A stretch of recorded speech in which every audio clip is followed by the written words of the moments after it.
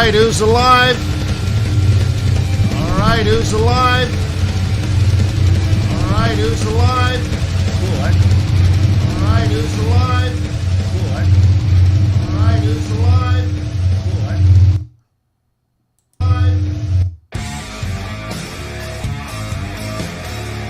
I'm just trying to figure out where the music's coming from, where the echo's coming from. Okay, I think that'll work. All right, so I got to get this out of the way. I got to get that out of the way. How are you? How you doing? FXStreet. Yeah. What is this? Trade non-farm payrolls month 202? What do you expect it will be? Why? Why is that your question? Okay, anywho, welcome everybody. Trade non-farm payrolls. I wanted to bring it up on FXStreet, FXStreet.com.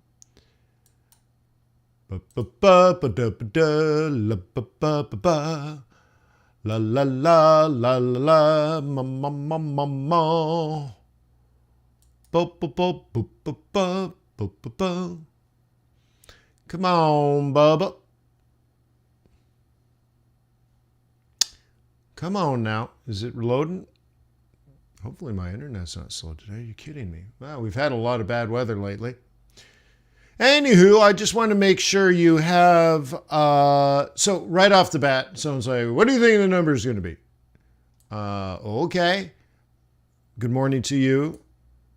You should already know what you think the number is going to be. So hang on, this is what I want to get. On your registration page, it says, read Wayne's model of non-farm payrolls, how to prepare for and trade the employment situation report. So I shouldn't need to answer that question. What do you care what I think? Hey, but Wayne, you're the host of this webinar. Oh, okay. But I am trying to teach. I preach to teach. Because some of you never had this. Number one, born without a gun. I wasn't licensed to have one. The minute you see me, fear me. I'm the epitome. A public enemy, used, abused without clues. I refuse to blow a fuse. They even have me on the news. All right. So look, you've already created your models. So great. Look at all the things. And I mean, we'll end up going through this anyways. But anyways, that's Pavel. All right. So anyways, let me remind you that trading is risky, not appropriate for everybody. Your past performance, is it 203rd? Look at that. Is it 203? Wow, 203rd month. Your past performance, good or bad, is not necessarily indicative of future results. Please stay small, stay humble, focus on the long term. Never risk money you cannot afford to lose. Oh, thank you, Emerald. I love you too. You're my sweet baby.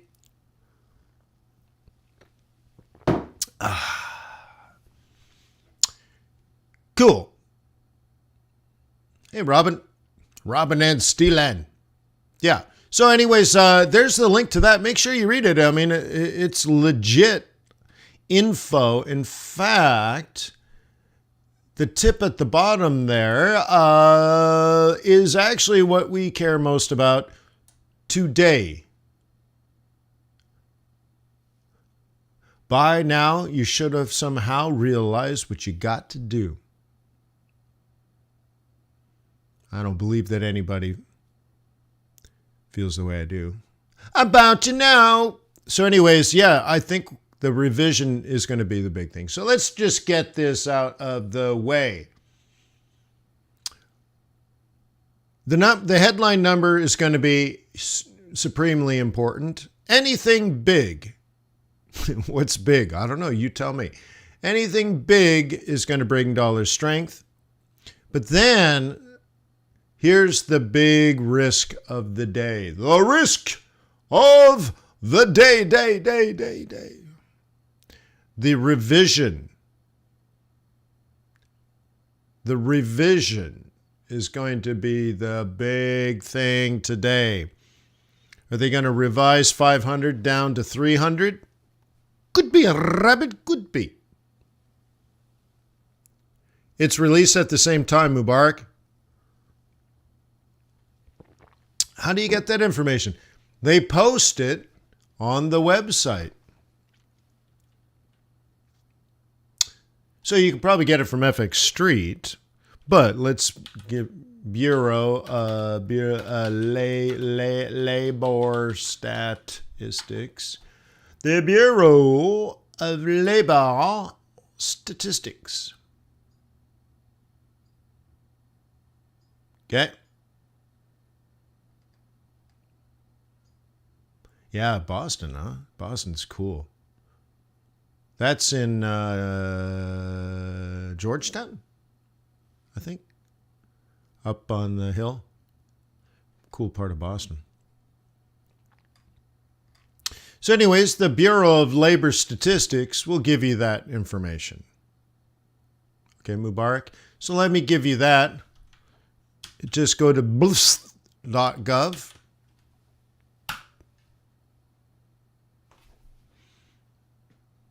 Okay, cool. By the way, if I haven't introduced myself, I apologize. How rude. My name is Wayne McDonell.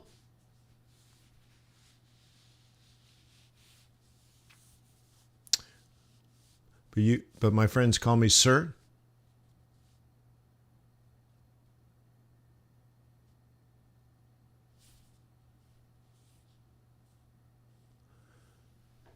Robin and Steele says 525 went from 68 down to 57 after, yeah, Silicon Valley Bank, yeah.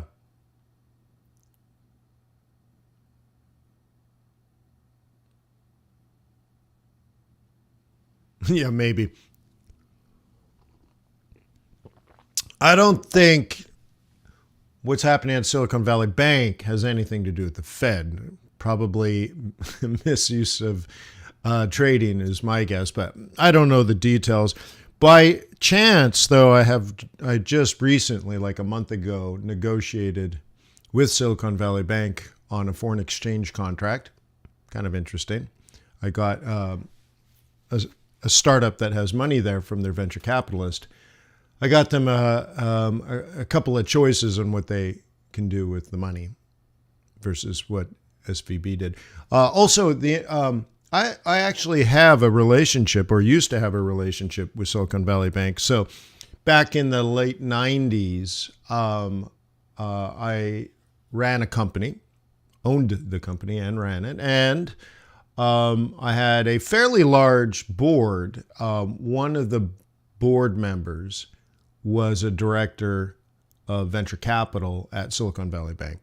And he sat on my board for a few years. Couple of years.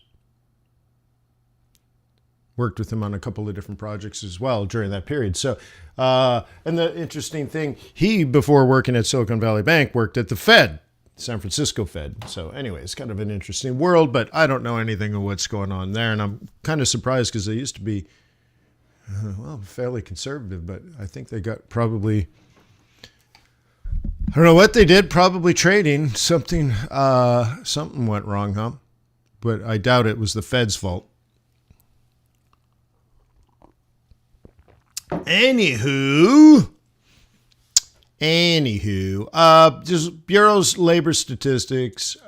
We can also probably get this information.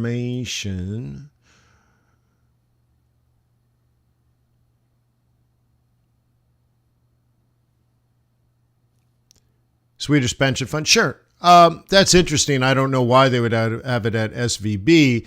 More likely they want to invest it into the venture capital industry, and they have it parked there to place into funds later, that kind of thing. Like, it makes no sense for a sovereign to have money at Silicon Valley Bank unless they were trying to get into the Silicon Valley. So, so whatever. All right. So this is the other place, Mubarak, where you can get the number. Okay, I'm sure they will post somewhere here the revision. If not, you can get it from the BLS. So we'll actually look at it. Okay. Nice website. CPI month over month 0.5, unemployment rate 3.4. Last non-farm payrolls was 517. Okay. Average hourly earnings up. Producer price index up month over month. Productivity. Import-export prices. Is any of this important? Well, today gonna be the day. Gonna turn back to you. Okay. Well, let me erase some of this website for us. Make a clean drawing space.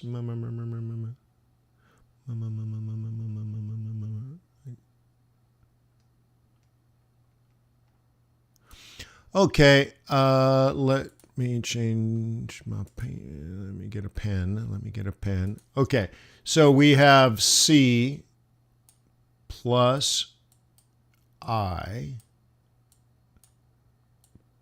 plus G plus X minus M. What formula is this?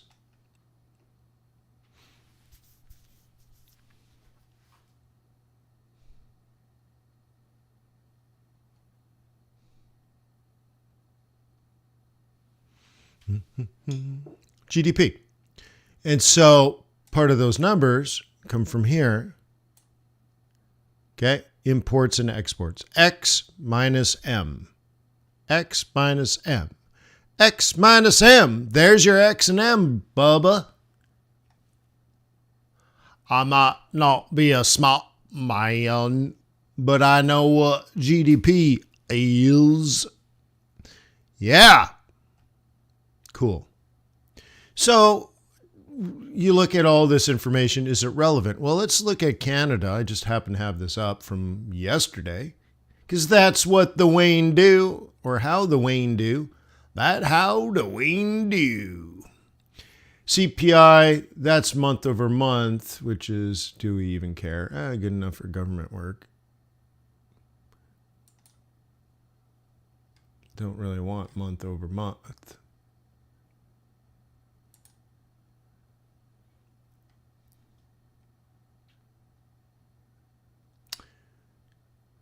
Okay, so in the United States of America, we got 6.4 CPI, Y over Y, my oh my, Y over Y.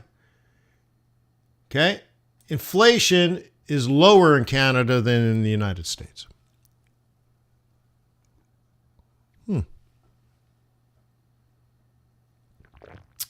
Interesting, huh? So this might explain why interest rates are only 4.5% in Canada and paused. They're not raising interest rates. The United States has inflation higher than that, and we are not paused. Makes sense.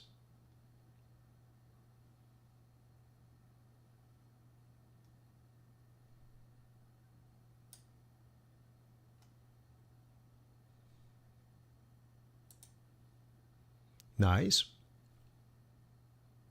Speaking about GDP, I have this open from, so I have all this stuff open from last night from FX Bootcamp. I run a little community called FX Bootcamp. You're welcome to join. It might be way too expensive. It's $88 a year.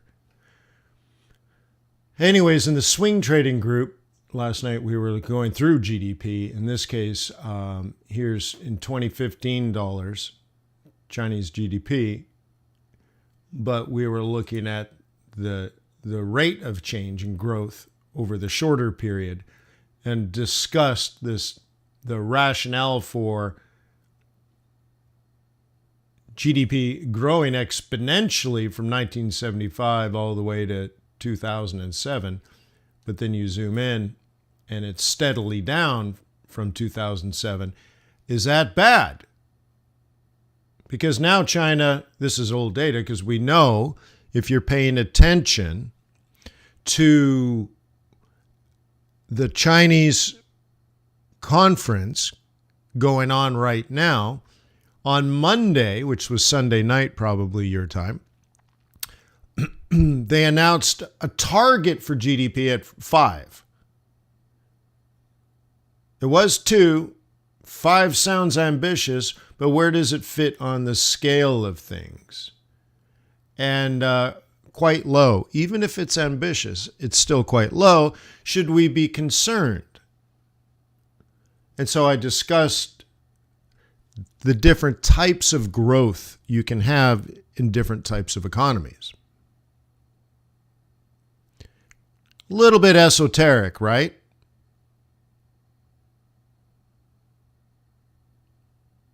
But it's helpful to know these things.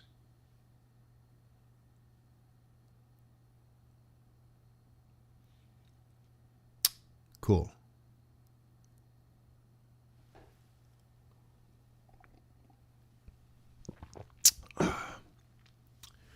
So anyways, that just happens to be open. So this is the things we look at it, huh? Let's go. Let's take a quick look at the world. This is now, okay, this is my market heat map. NASDAQ down 2%, S&P 500 down 1.85%, FTSE down 1.6%, Nikkei down 1.67%, Dow down 1.66%. What do you think? DAX down 1.26%. We currently, as of right this second, are in risk-off mode. Cool. And I've been in risk-off mode now for quite some time. And you should have seen me squirming in my seats for the entire month of January. Because I basically got very few trades. Just squirming around, squirming. Oh my God, I'm a bear, but everything's going up. Help me! But at the top of that rally, around the beginning of February, I went to 20% cash in my stock portfolio. I'm also triple leveraged short the S&P 500, which means I was up 6% yesterday, the last time I looked on my short position. Ha ha ha. Ho ho ho. Wee wee wee. Okay. But anywho, that's going to frame my point of view. Now, when all the stock markets around the world are down, what happens? Swissy is strong. Swissy is strong. Swissy is strong. Swissy is strong. Oh. Interesting, huh? What's up, Jag? You see? Cool. Okay.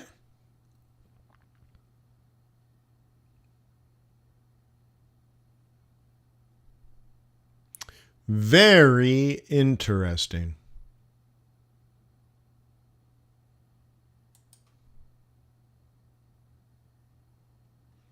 Nice. All right.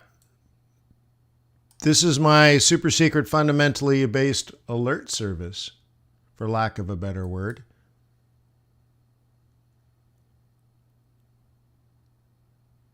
Okay.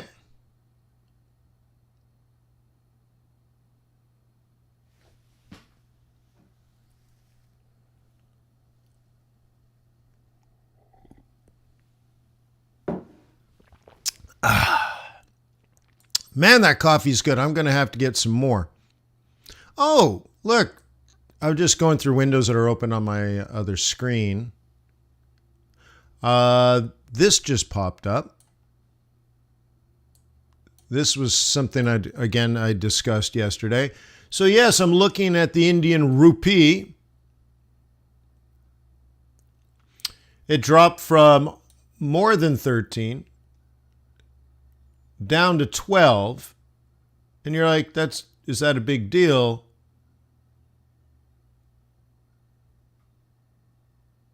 Well, I guess it's 1, right? Not 13, but you know what I mean. Okay. All the way down. Right? Or maybe we should switch it the other way. But anyways, definitely a change in the value of the currency. One thing that might explain it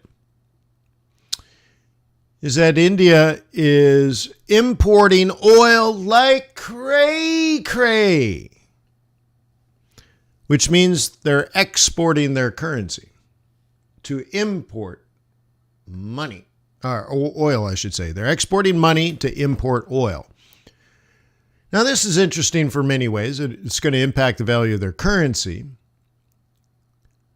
But the United States recently made probably one of the biggest blunders of modern history, with consequences that I guess people that make such blunders don't comprehend. What was that? It has to do with money. What was that unbelievable blunder? Does anybody know what I'm talking about? It's related a bit to oil, a little bit.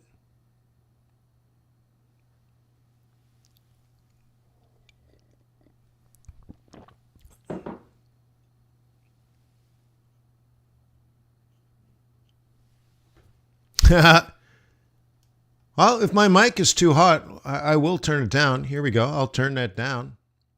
How about that? That might be a little better. SPR drawdown. Good call. No. Sanctions. Okay. Yes. But it's tied to that. There was an announcement, I don't know, right, recently, like last year, in which the United States cut off Russia because of for attacking the Ukraine, cut them off from dollars.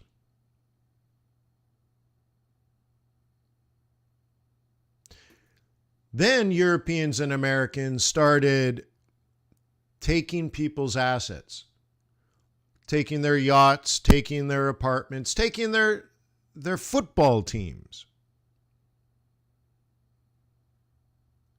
Why did they do that? Oh, we don't like you because you're from a country that we don't like, that your leader we disagree with. So we're going to take your yacht. You'll have to Google that. That's French. We're going to take your stuff because we don't like what country you're from. In fact, actually, we like what your country. We just don't like your leader. So we're going to take your stuff, even though your stuff is in Paris or Saint-Tropez, or you have an apartment in New York City. Okay, well, we don't like the country in which you were born. We don't like the current leadership. So we're going to take your apartment building. Now think about that. And we're going to cut you off from dollars. Well, that just kills the idea of having a reserve currency. So now if you are telling people, hey, you might be rich today, but you know what? We just might decide to take all your stuff. You kill the whole point of having a reserve currency. So for example, if you say Colombian drug dealers are not allowed to use US dollars for drug trade because drug dealers are bad. Well, we all agree drug dealers are bad. So if they don't use US dollars, what will they do? Well, they all use Bitcoin. Okay, well, maybe that's got good intentions. Maybe it's got negative, unexpected, But the thing is, when you're doing it country to country, okay?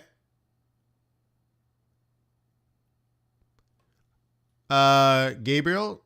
No. So, anywho, that's a kind of a big exogenous threat. One day, I think it's really interesting that you can take somebody's yacht because you don't like their government leader. That's a real drop of the ball, I think. But anyway, shouldn't affect today. The big thing today is going to be whether we get a big headline number. Big meaning, let's say, significantly more than expected. So does anybody know what is expected? I don't even pay attention to these things.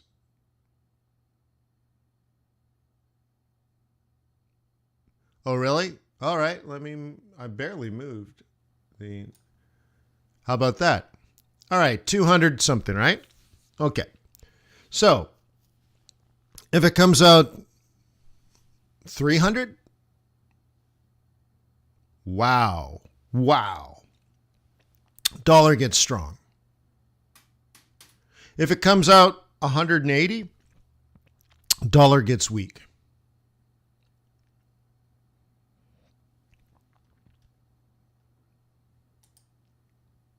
Okay. Now, okay. Dollar is weak at the moment. Sure. Yeah, at the moment, for sure. That knocked me out a lot of trades. Let's do the stock market. That knocked me out of a lot of trades because I was long dollar, and in periods up until now when the dollar was, well, how do I say it?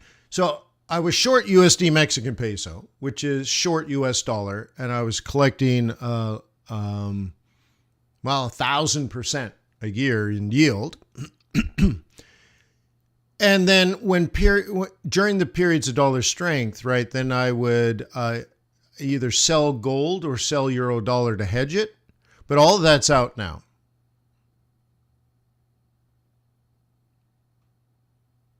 Okay.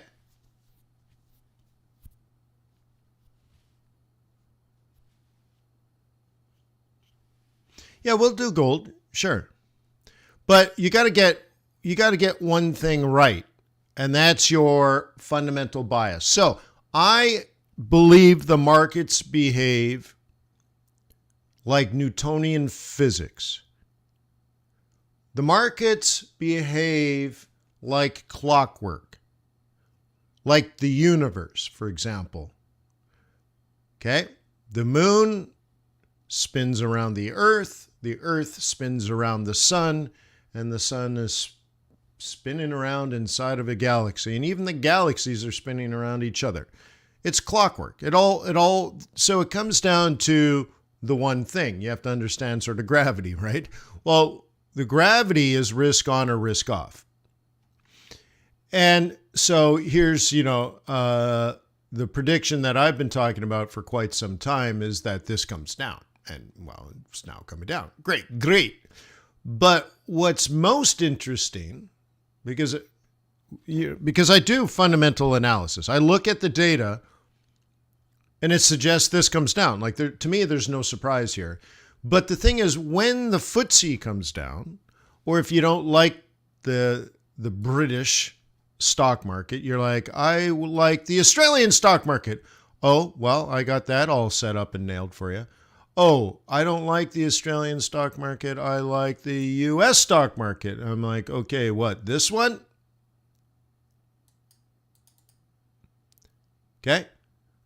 Okay, I got that one set up. So to me, they're all falling for the same thing. Gravity really brings me down. Oh, gravity, right? It's just, that's the one thing. And what I was talking about earlier is squirming all of January, up. This whole period, I was a bear. So for the whole period, I had to say, let's go here. During this period, I'm like, okay, I have two plans for this period. I want to sell here and I want to sell here. And I didn't get this trade. Okay, great. How about this one? And I didn't get that trade. And then, oh my God. And then, oh my God. And then, oh my God. The whole time saying, look, I'm looking at the numbers. I'm looking at the numbers. This should, in my opinion, this is bearish. And somewhere around here, I'm like, okay, I'm adding to my cash position. I'm adding to my short position. Okay. And, and now we have this kind of stuff going on. Cool. But there's more to it than that. That's just the one thing.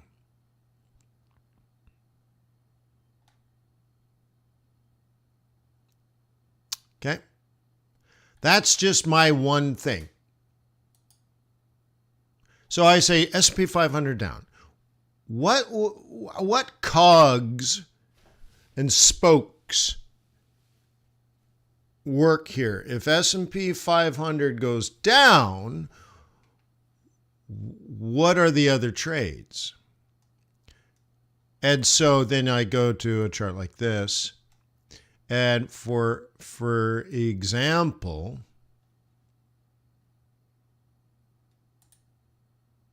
okay. For example, during that period of the, here, let me get the drawing tool. There we go. The dollar should go up. Okay. The Swissy should go up. The yen should go up. Okay. And you would expect commodities to come down, like Aussie to come down, like Kiwi to come down, like CAD to come down.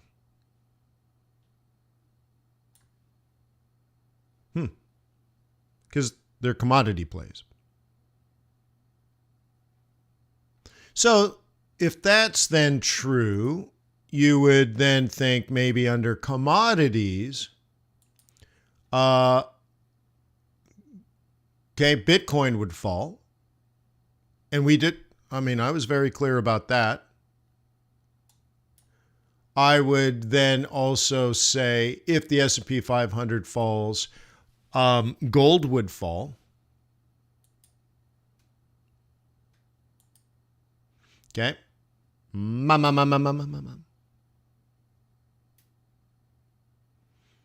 And oil might fall on demand destruction, but oil is more complicated. Oil is oil much of the time. Some of the time, it's just pure economics, right? It's just another cog in the wheel. But in other times, it's more complicated because there's demand side, there's supply side, there's geopolitics, even weather. Okay, so oil can become more than just pure economics, but nonetheless down if you want to simplify things. You wouldn't say the stock market's going to fall 20%, indicating that a high chance of going into recession or already being in recession. Therefore, in the future, demand will be destroyed and therefore oil goes up. No, you wouldn't think that. Okay, you wouldn't think that.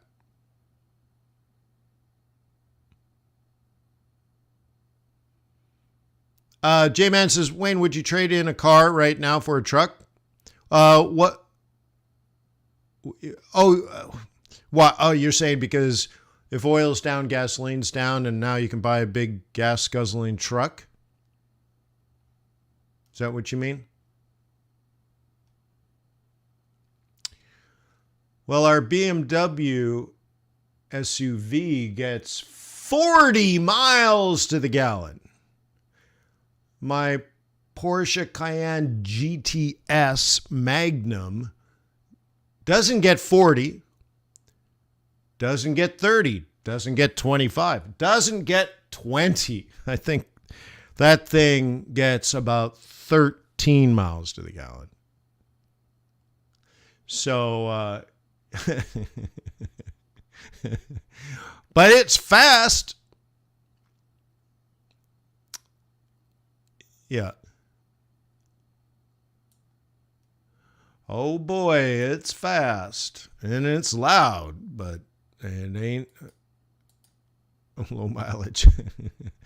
Anywho, there we go. So my oh my WTI. So that's the one idea. So let's thread the pearls. But I want to know that you've clicked the like button on if you're on YouTube, I want to know that you've clicked the like button out of respect for FXstreet for hosting us today. Out of respect for our moderator, the best moderator to moderate ever. And there's nothing moderate about our moderator. We have extreme moderation here. On trade non-farm payrolls, 203. Yeah. All right. Thumbs up going. Thumbs are going up.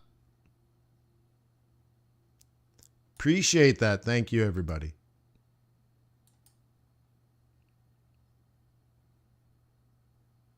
Family Time says, well, why not DAX down like S&P 500? Well, remember, there is differences. I'm talking about macroeconomics. Now, if you're going to drill down to one particular asset class, it's going to have its own relative strength.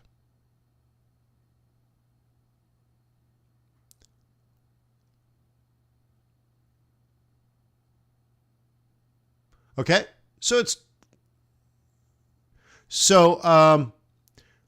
Let's do it this way. Let me take my oh my WTI. Let's go blank on this one. Pachow! That just happened.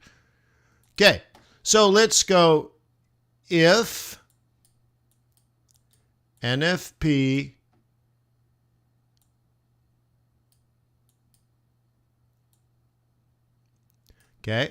big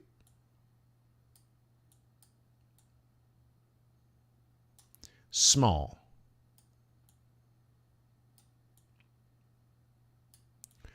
This is going to be a gross simplification,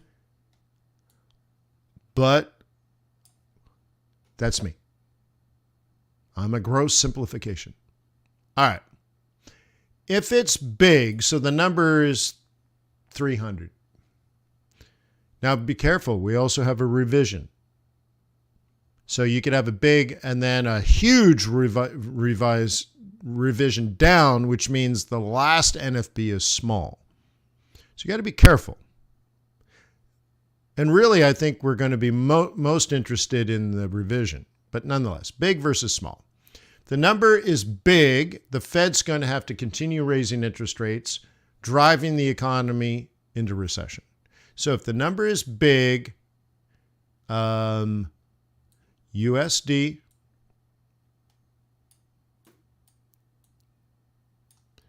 SPX,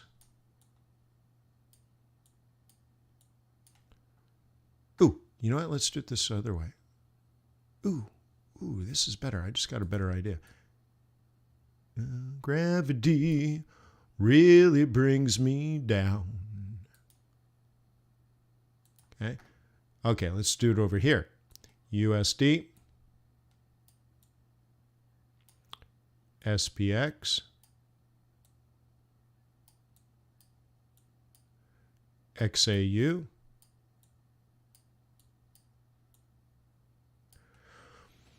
okay, WTI.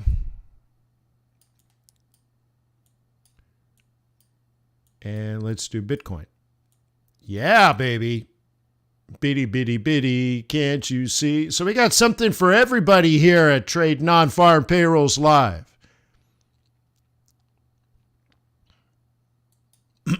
All right. If the number is big, up, down, down, down, down. If the number is small, down, up, up, up, up. All right. So, am I right? I have no idea. How could I possibly know the future? I can't.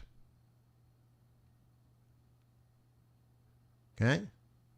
I might be a supermodel. I might be a male supermodel, but I can't travel through time. That's a big ask.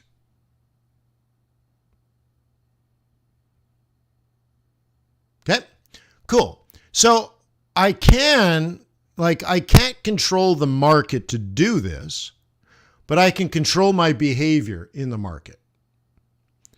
So if non-farm payrolls comes out big, I'm going to look to buy the dollar, look to sell the S&P 500, look to sell gold, look to sell oil, look to sell Bitcoin, but then I open up the charts and I have to do technical analysis.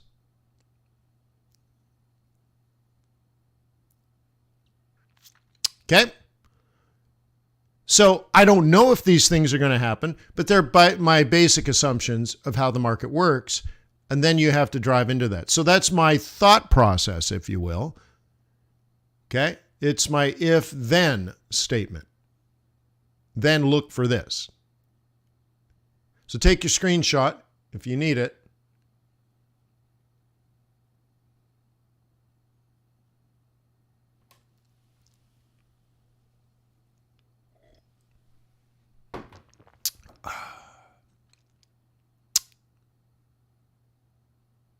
Okay.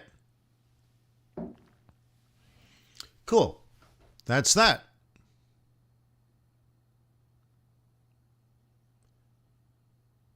Okay.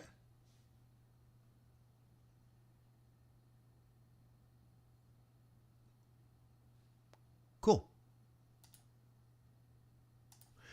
All right. So let me put this back. And WTI is really neutral, but I'm going to put it bearish point of view. Now, we're hitting key target areas. So like Bitcoin is supposed to stop falling today. But 2 weeks ago, actually even further than that, but at least 2 weeks ago, at FX Bootcamp, we were talking about this being a sell zone. And this is where we would take profit.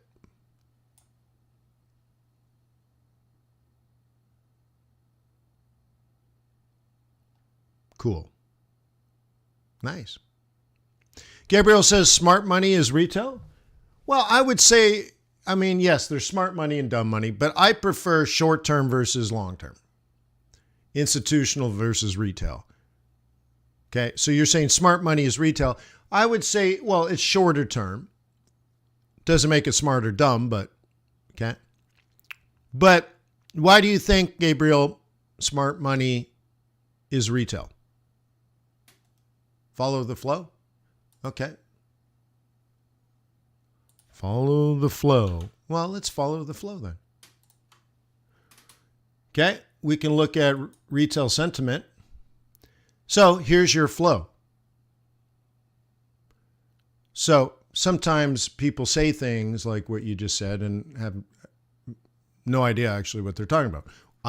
We can very quickly pull this up and say retail's heavily long Aussie Swiss franc and heavily short USD CAD. But institutional is heavily long euro and heavily short yen. Sweet.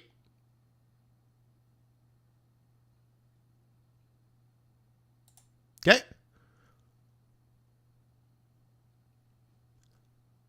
But like if we go, let me bring this up.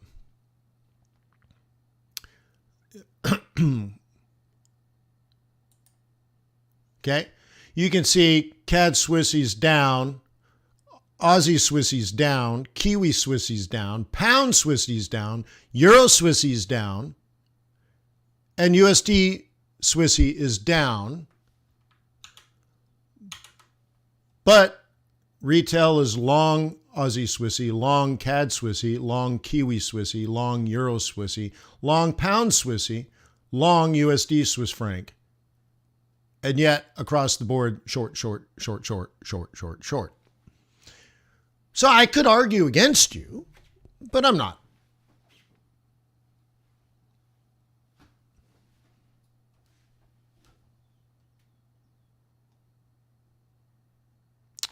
Gravity. Cool. So we'll go back to that. Cool. And so I think we made it clear that's a big number. I gave you, what, 5 things we can look at. A small number. And we need, where'd my Bureau of Labor Statistics go? We're going to need the update ASAP. Let's see. Oh, this is me on, it's kind of funny. Things on Wayne's desktop. Okay, well, there's the St. Louis Fed's economic database that I'm drawing my own reports on. Cool. Nice. What else is going on here? There's that China GDP growth from the World Bank, drawing our own reports on the World Bank database. Cool. Huh? I love this stuff, man. Oh, here's Silicon Valley Bank. This is from yesterday. Cool. So I'll delete that. Here's the CPI. We just brought that up today. Excuse me. In soon nothing. I'm going to have to get water. I actually have water. CPI, but I want to go back because this is the Bureau of Labor Statistics, but we don't want CPI. But we do want NFP to be released, and then we're going to look at that. By the way, there's your JOLTS. Okay, your JOLTS. I'm sure you've already looked at JOLTS. Okay. Now, Frank says, well, most of the time retail traders are always wrong. Well, Gabriel was saying that they're the smart money. Yeah, not always. That's what I'm saying. To me, the difference is long-term versus short-term. For much of the time, I argued for about 5 or 6 weeks that the institutional investors were wrong. Okay? But anyways,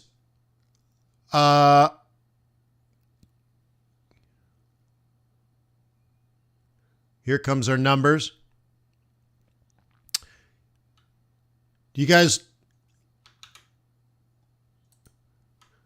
want to be, I'm going to launch this service on Wednesday. Do you want to be invited to the presentation?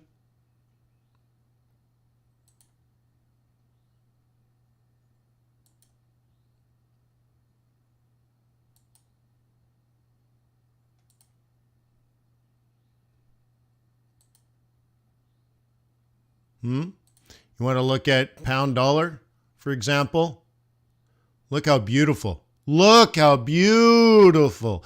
Oh my God, it's beautiful. Yeah, it's beautiful. You're welcome to join me. I'll post the link. Now, many of you are already beta testers, essentially. You're already subscribed. But I'm going to do a cool, fun presentation. Instead of like just walking you, doing a walkthrough QuantBox, I'm going to give you 3 trading secrets to triple your profits without changing your indicators and while spending less time at your charts. Oh, it's so fun. So anyways, yeah, it's fun. It's actually going to be a fun presentation. But I will drill through you, through your brain, everything that you do need to do that. By the way, what's not on that page is that I'm going to show you the 3 secrets and how to do them all for free. Yes, there's going to be a sales pitch, of course, but I will show you how to, all the things you need to do, and then I'll show you how to do them for free. That I promise you. And then if you want to leave and skip the sales pitch at the end, leave. You're not going to hurt my feelings. But I will give you a legit info. I promise you that. All right, so we got just seconds away. Oh, 311. Whoop, whoop. That's a hot number. Revision. What's the revision? Give me the revision. Gimme. Da, ba, da, da, da, da, da. Gimme. Where did the page go? Not that one. Where'd my BLS go? I lost my BLS. Can you believe it? Where did the page go? Did I click out of it? You're kidding me. It's not in this, is it? No, there it is. It is here. All right, so I got to get the revision. 504, thank you. So it stayed high. Oh my God, that should be dollar strong. Oh my God. That's hot, dude. Wowzer. So we'll see the initial move here is not dollar strength. Oh, wait for it though. Be careful. Holy smokes. Let me go into the short term. Let me go through the short term. Okay. Now, I'm out of all these long positions anywho, so I'm really concerned about next week. But let's put this on a really short term, like a 5-min. And I guess what people are worried that it was, I guess, look, the argument here is dollars weak because it wasn't 500,000. But be careful for a snapback on this, guys, because the idea of it's only 311, frankly, is stupid. Pardon my French. So you'll get this like, oh my God, it wasn't 500. But whether it's later today or next week, 300 is still not a recession. You understand? But some people are going to say, oh my God, thank goodness. The difference between 500 and 300 is huge. That's a big, but I don't buy that. I don't buy that when you do like a standard deviation of that. Okay, Raymond says unemployment. Okay, maybe so. But how do you increase unemployment and increase jobs? And that means labor force participation rate changed, which is kind of interesting. So let us, let me get back to that report. I killed it again. Oh, here we go. Let me get the employment situation report because there's stats in here. By the way, let me give you the link to the actual report. There's nothing called non-farm payrolls, by the way.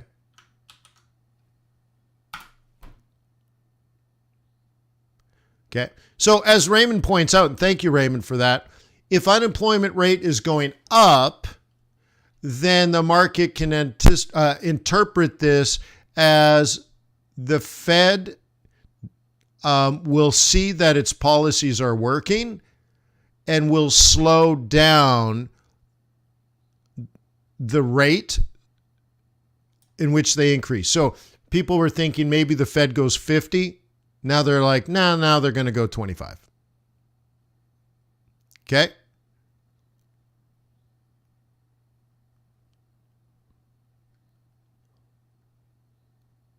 Wow. I just popped up I'm going through a bunch of pages on my screen. And I'm on YouTube and it's like 5-minute delay. Wow. Are you guys, wow. I'm wondering if you're seeing what I'm seeing or if I'm just shown a delay.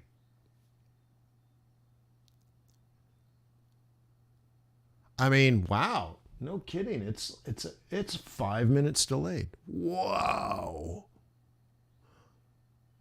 Yeah. Okay, good. No, Jim's like, no, it's not a delay. Okay. All right. So anywho, good. I'm glad. So the logic is the Fed's going to see this as a sign that what they've already done is starting to work. So if they were thinking about going 50 basis points, now they're only going to go back to the 25 basis points and maybe have a lower terminal rate because, as everybody here knows, the summary of economic projections are also going to be released. And that will change the median dot plot from maybe 5.5 to 5.25. Okay, something like that. Okay, that's a lot of reading into this. But if unemployment is going up and wages are going down, and the rate of change from adding 500,000 to only adding 300,000, but I think it's a stretch to say, oh my God, we only added 300,000 jobs. Well, that's 10 times bigger than the city I live in. So, like, really? So, anyways, I think you should be prepared for a snapback today. A snapback. Okay? And that is actually covered in, if I go back in that report on how to prepare for and trade this employment situation report, I actually talk about that. I give two strategies. The second strategy is the counter trend. So I'd be prepared for that today.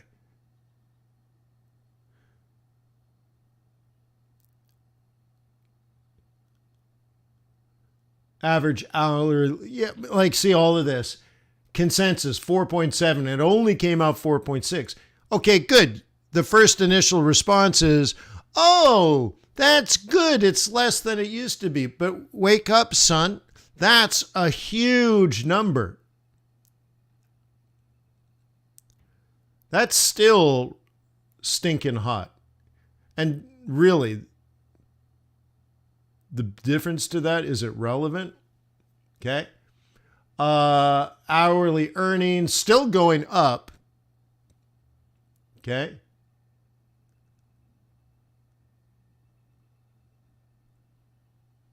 All right. Little less here, but probably, is that statistically really relevant? I don't know. Labor force participation rate definitely went up. That's how, you see what I said? So I knew that without even looking. This went up. That's how you get less unemployment. Less employment, more unemployment. More people came. But 300,000, that's still a big number. Underemployment, so the jobs that people are getting are not very good jobs. And yeah, and this ticked up. But this is just the labor force participation rate going up. You see?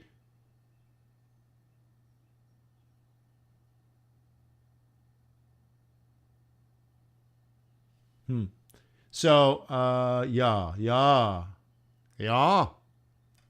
For sure.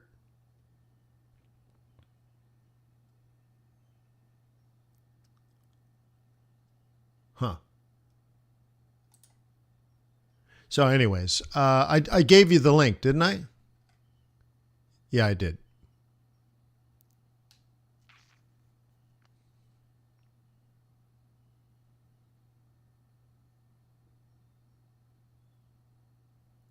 So Richard says that says the Fed still has to do more. That's not how the market is interpreting the data. So what I'm suggesting is they're interpreting the data that the Fed doesn't have to do as much and that they can start winding down. But I wouldn't interpret it that way myself. So the way you would play this is you would go to your dollar plays. And this is in the report I wrote for you years ago. I would look for the future sell. So I would do things like, let me mark this here. There's the daily 5, the daily 5. Oh, no, come on, daily 5. And the next selling opportunity would be way up here, but not today, probably. Probably Monday or Tuesday.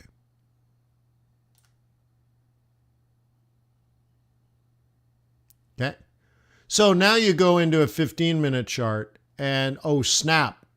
So we had this big rally. I think it's wrong. So if you were going to be a counter trend trader, that would be your line in the sand. Okay. And this is in that report I wrote 6 years ago for you. For you.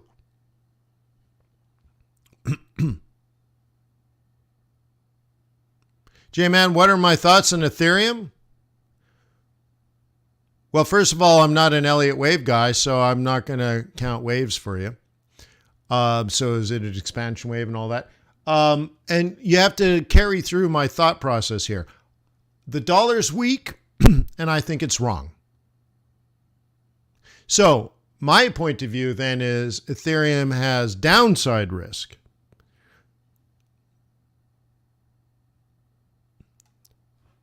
Oh, which moving averages?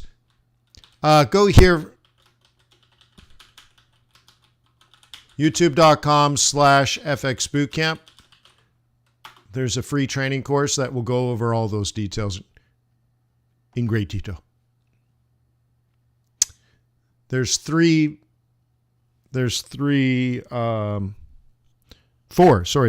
videos, about 20 minutes each. It'll go in great detail, way more than I could possibly do here.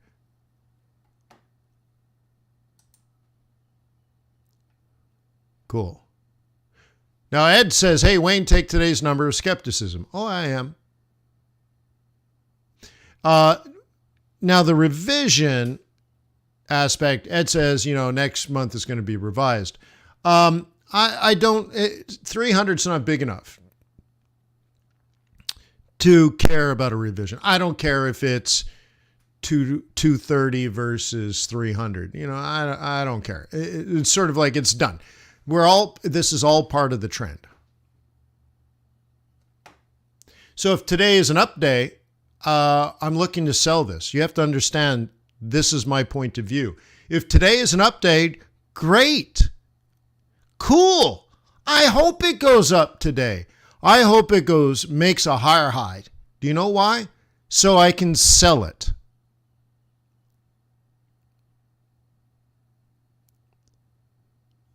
You understand? I'm a bear, so I am going to wait to sell the higher high. Look I already have this mapped out. Look, I did this weeks ago. That's the thing. Look, I even drew a little triangle.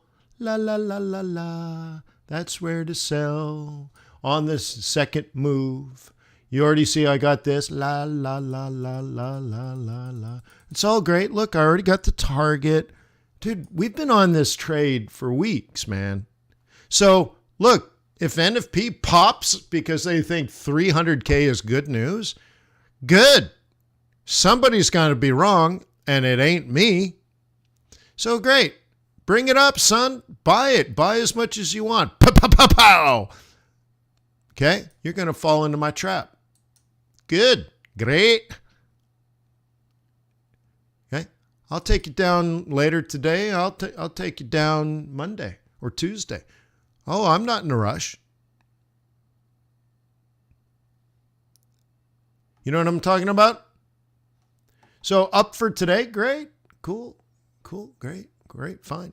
Now ECB is going to be raising interest rates soon, but dollar's likely to get strong on future Fed hikes. So today, right now, people are pricing out rate hikes. Okay, fine. So we go to the stock market here, probably up, right? Oh yeah. So remember I said if the number is small, then the stock market goes up. People just happen to be playing right now that 300 is small. Once again, I'd say, well, to me, 300 isn't small. So I'm going to stay out.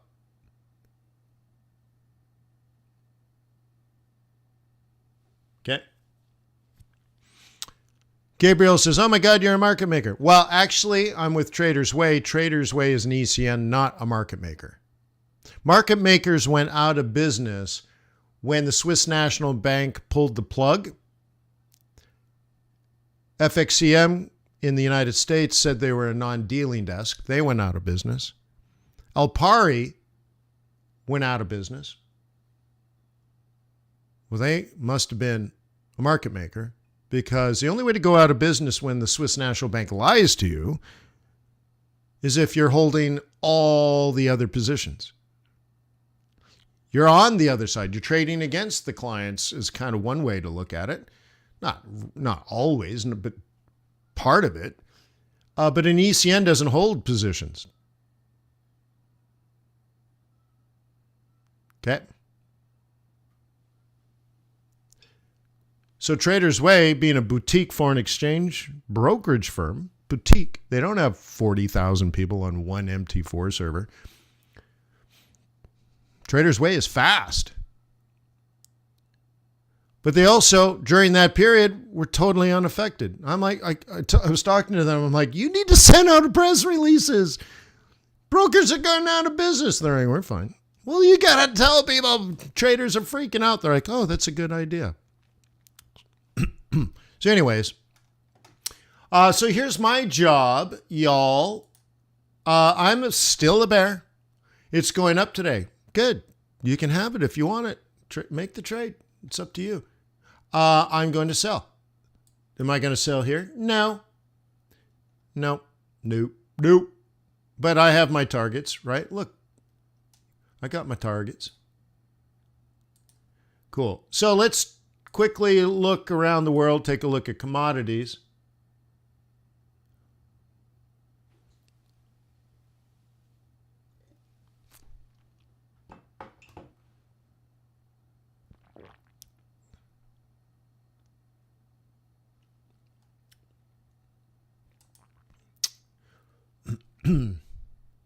Okay. So like Bitcoin, okay, I'm going to look. I don't know yet. I'm only doing technical analysis strategically here. But I'd say somewhere around there, I would look to go so. Now, here's the problem with this. I think that'll happen, but it might be significantly higher. The reason for this is this target in the early part of the month it doesn't have to, can take you all the way back to this number. So somebody could have this plan of buy it now, and that's next week's target. And if that happens, that's the plan B. So let me show you how to do this.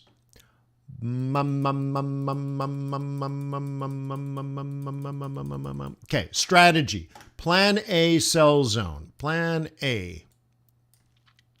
Okay.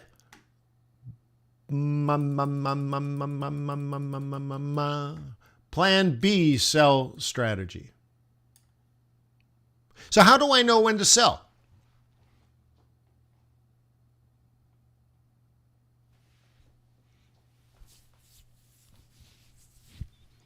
Well, remember I said strategy. Strategy.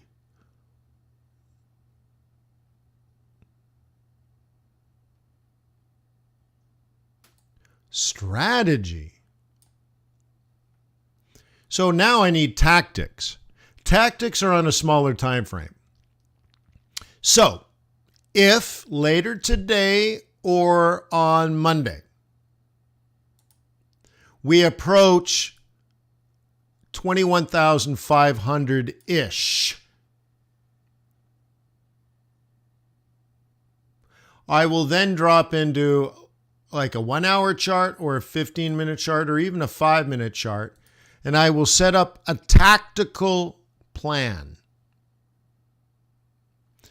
Things like, if prices rise into that number, and then we hit that number, and it double tops, lower low, sell the lower high. This might be on a 15-minute chart. It could even be in a 5-minute chart, depending on how aggressive I am. And that's where the sell takes place.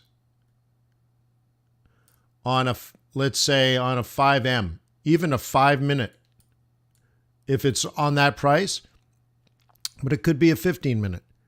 The difference is whether it's a scalp or a spot or a day trade, right? Intraday trade versus day trade.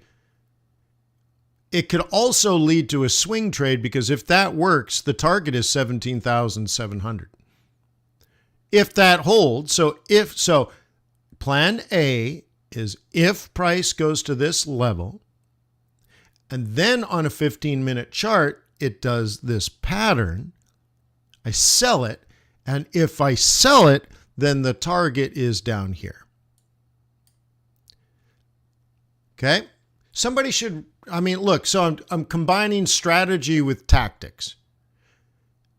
And a smart person would probably write a Forex trading book called Strategic and Tactical Forex Trading, because that would be the best way to combine all of this. Strategy first, based on long-term technical analysis and fundamental analysis, combined with short-term charts for technical entries and exits, for entering trades, dropping stops, managing risk, and exiting at proper targets.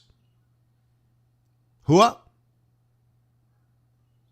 Oh, wait, that's my book. Oh, shoot. That was self-promotion. Oh, I'm sorry about that. Anyways, already did that. That was my contribution to society. Cool. Now, here's the interesting thing. If price rises and then we don't get this pattern, then I don't trade.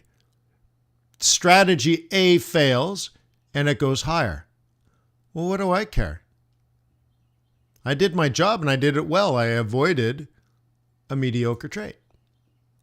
And then plan B is basically, if you will, a crown pattern.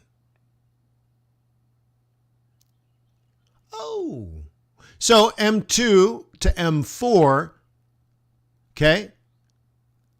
S2 to CPP. If you're a bull and you're on that trade, you better take profit or you don't know what's going on, because I will sell against you. If price now rises to that level, okay, so now we got M2 to M4, and if you get there, guess what? Then I look for up, up, up, up, down, down, buy. Up, up, up, up, down, down, buy. Up, up, up, down, down, down, down, down, up, up, sell. And that would be an entry in here, and I would sell it to take it down. Take it down.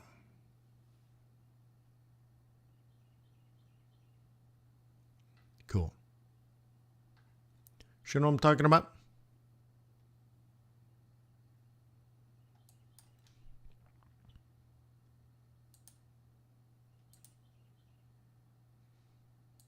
So anyways, there's your biddy. S&P 500 coming up. Okay. As we approach the bands, might be an interesting sell. Currently, based on today's price action, it's rangy.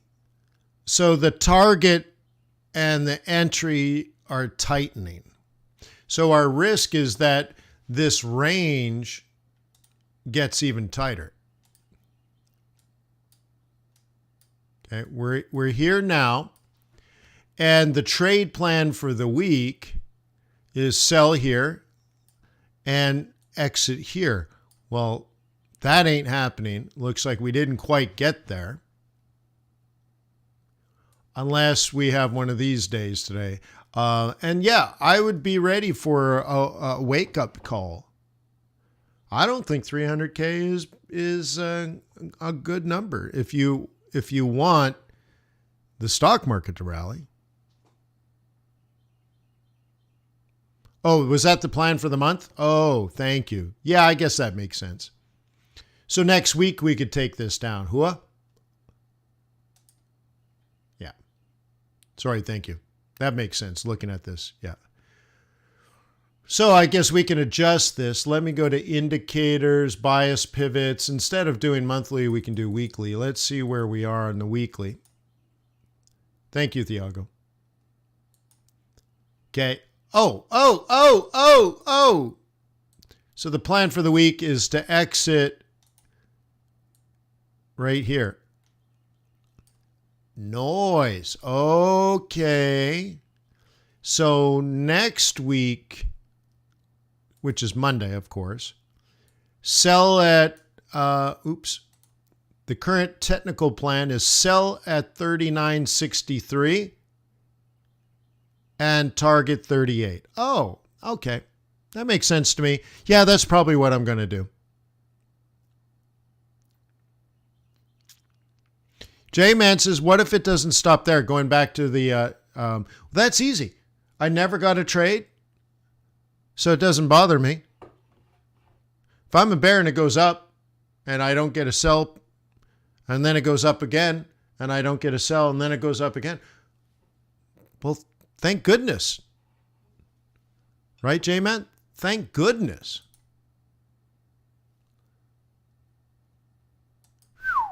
That's why you use technical analysis. Now, if you think you use technical analysis to find trades, you're wrong. And you're probably finding inconsistency in your trading results. If you open your charts to look for trades, that's the thing that's causing your inconsistency. Not the settings on your stochastic indicator.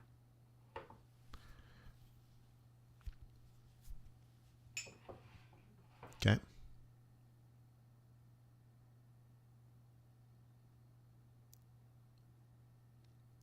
J-Man says, so what do I buy then? If nothing has fundamentally changed, then I don't buy anything.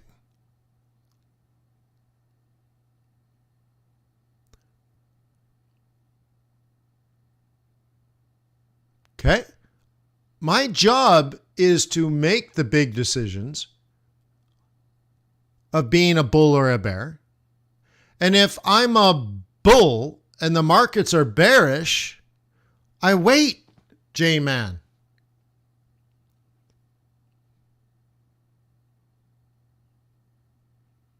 I'm ahead of the market.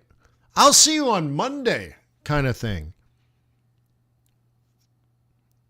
I don't have to trade in the next hour to be, a real trader. Cool. Okay, S&P 500 going up right now. Cool. I'm looking to sell this. And that's how the Wayne do. I'm setting up an ambush in front of the market. I'm not chasing the market. I'm ahead of the market. And sometimes the consequence of that is I miss trades. Sweet, better than losing money.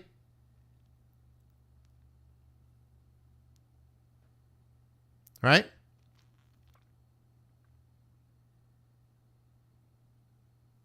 Cool. So that's that. Okay. So for example, I was short gold earlier and exited here.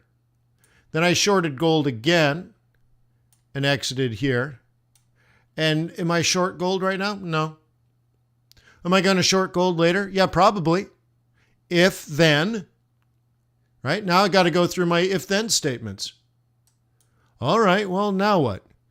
Well, we're caught on S, which predicts R, but I'm not ready for that. So how would I trade this if I look at this and suddenly like, I am a bear on this, but I don't really want to sell that. So hang on, I had to shrink my charts and I can't see the drawing tool. Hang on, maybe if I move this down. Good. All right. So maybe up in here, 4 hour 21. See, I don't have any moving averages on this one. The 200 EMA represents fair market value. So I have to stretch out to a day. And what do I have here? Mediocrity, maybe a 2155 cross, but right now I call that a 2155 kiss. So I'm kind of neutral on this one, actually.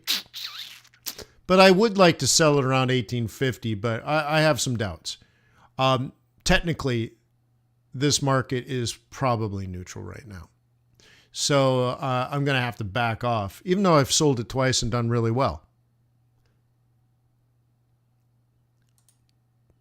Okay. Oops, I didn't want to do that one. Well, I guess I'll have to do this one. All right, let's go through this one.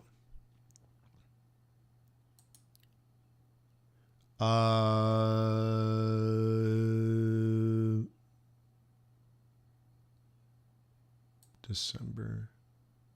Okay. This one, okay, I sold on this move. I know it's a long time ago. It's October. Okay. And I held that for 3 months. So I think I exited around here. And then I re-entered short here and held it for a month. And then I exited about here.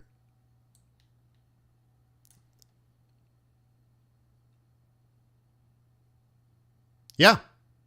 Now, I told everyone here this was the proper place to exit and then re-enter. But I used that as an example of the law of averages and told them, like, you should get out here, but I'm not, to show you what you should have done. And then, of course, we had this massive pullback, and then we re-entered. Okay, but nonetheless, the first trade was 3 months. The second trade was 1 month, and to me, it was the same trade. Do I reload the boat? And, well, that's what I'm trying to figure out now, as we're in here. Now, how do you stay in a trade for 3 or 4 months? Well, the first thing is you have to trade global macroeconomics. Okay. So in that 4 months, I think I got the equivalent of about 30% return on investment. Maybe higher. It might have actually been higher. Actually, you know what? No, I take it back. The first trade that I was in for 3 months, I got 100%. That's right. I remember that now. I got 100% internal rate of return just on the swap alone. Which means for one mini lot, you have $100 taken out of your account to use as collateral, leveraged, and you get a $10,000 position, right? But you earn interest on your $10,000 position. So after, let's say 100 days, earning $1 a day, I earned $100. But I only have $100 of actual money from my account as collateral. So I turned $100, which you get back when you exit the trade. It's just collateral. Plus I earned $100 in swap, but I think I probably got $1,000 in Mexican peso appreciation. So you add that up and you're like, okay, in 3 months, 1,100% internal rate of return, right? 1,000% internal rate of return. Okay.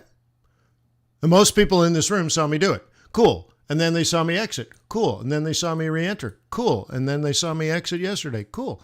Nice. So I'm free and clear of all of that. And that's just technical analysis. But the reason for trades wasn't the technicals. It was the fundamentals. Cool.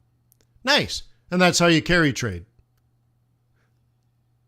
That's the kind of stuff you learn at FX Bootcamp. Cool.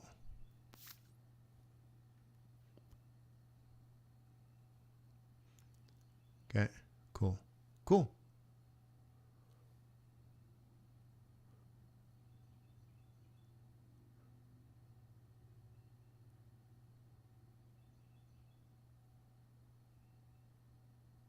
Oh, thank you, Darko. I appreciate that. No, we're all done all of that. So, okay, bringing up the super secret fundamentally based alert service. Let me go back to this because I do want you guys to, I want you to join. There's no shame in that. I think it's on this page. Yeah, let me pull this and get rid of that. All right. So I want everybody here to attend Wednesday's event. Darko's been using QuantBox. That's the name of the super secret fundamentally based alert service. He's been using it for many months and he's like, hey, can I create a video? Well, when you sign up, I'm going to invite you to the event. And then if you attend the event, okay, I'm going to send you links to 3 different videos. One is how to trade like a Marine. The second one is how to trade like a farmer. And the third one is how to trade like a floor trader. And Darko's like, I want to do one too. I want to do one too. I appreciate that, Darko. I really do. But it's already done. It's done. Forget about it. Forget about it. It's done.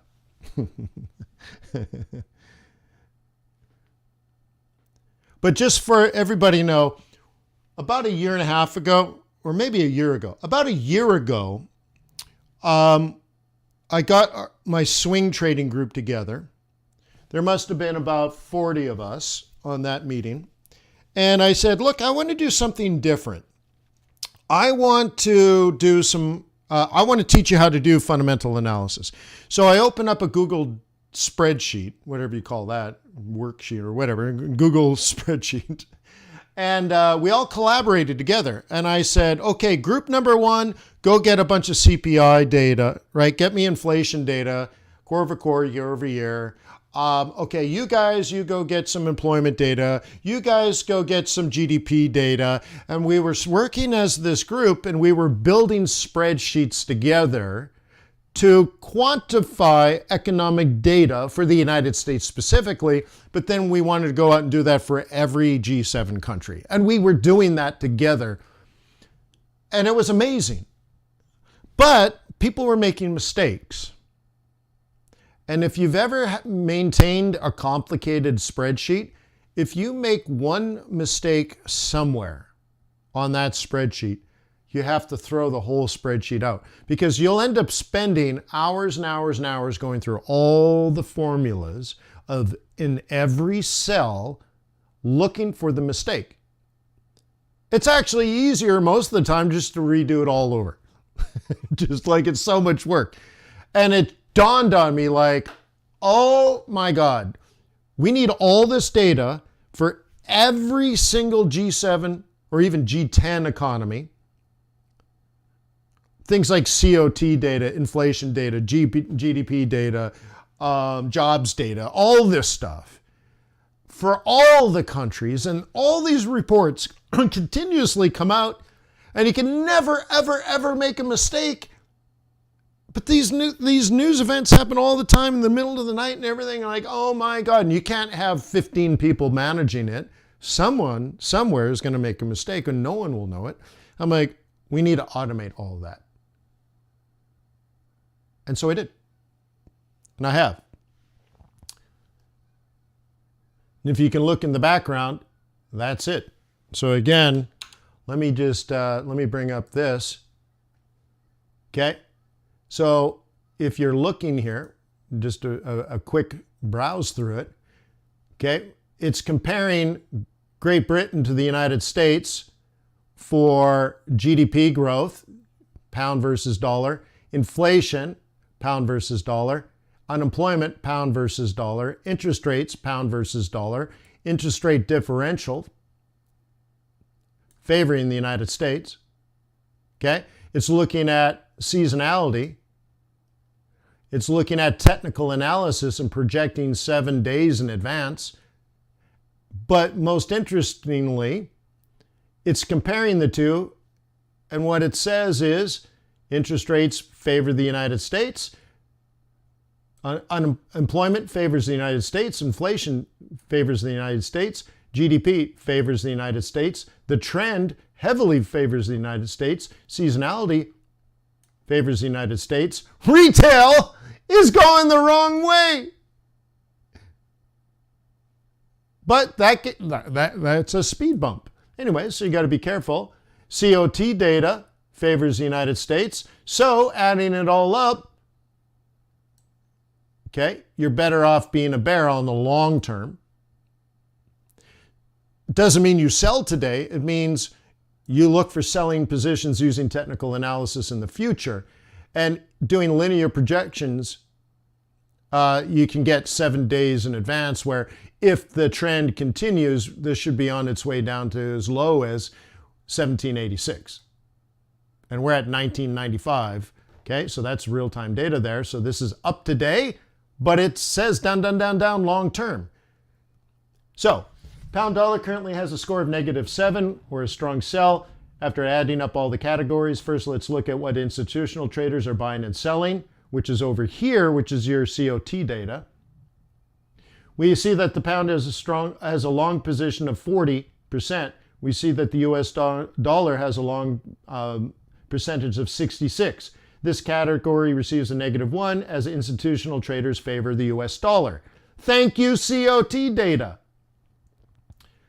Taking a look at pound dollar, we see that retail traders are long 32% and 68% short. We consider this information most useful when the market is at extreme reading for retail traders. If the retail crowd is 60% or more position on one side, we get a plus or -1. Currently, the pound dollar gets a reading of +1 in this category. Remember, if the retail crowd is very long, we look to short and vice versa. Taking a look at seasonality, we get a score of -1. What this tells us is based on historical data, which is both 5 and 20-year averages.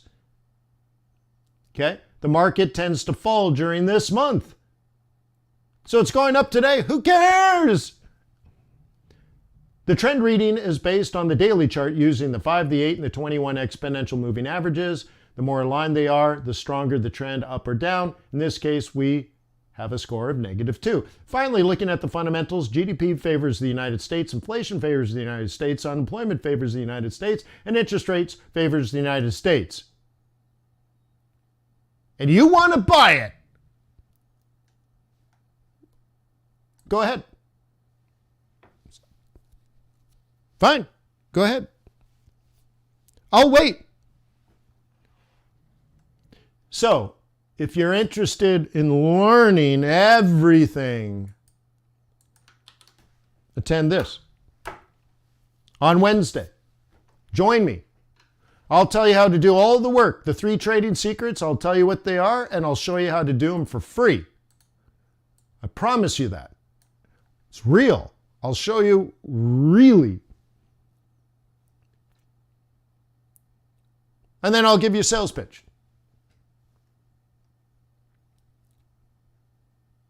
But if you want to stay for the sales pitch, don't.